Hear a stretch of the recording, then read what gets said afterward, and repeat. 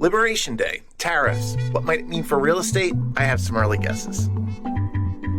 Okay, first on a national level, across the country, this is probably not a good thing. The big story, and it will be for a long time, is we just have not built enough homes, especially lower income or starter homes in America. And this is going to make it more expensive to do that.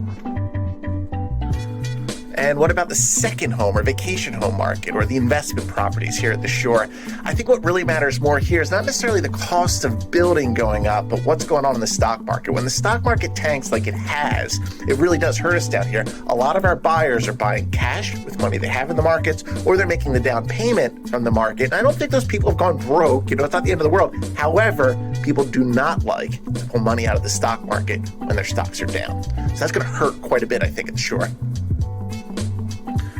On the flip side, Jerome Powell did talk about too early to act, just based upon these tariffs and the stock market doing what it did. However, I do think it's very likely that shorter rather than later, he is going to have to act. So therefore, we might see lower interest rates and more significant lower interest rates. So even though it might be for some bad reasons, we might be heading into a recession, it's often the case that real estate moves quicker than the rest of the economy. So when everything is kind of headed south, because we react so quickly to lower interest rates, we might be the first industry that starts moving again.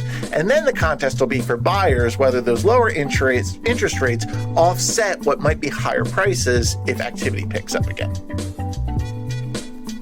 These are just initial thoughts. We're definitely in uncharted water. If you have ideas, if you're thinking about buying or selling, or if there's anything you'd like to talk about, obviously at Burke & Company, a better real estate experience, we would love to talk to you. So reach out.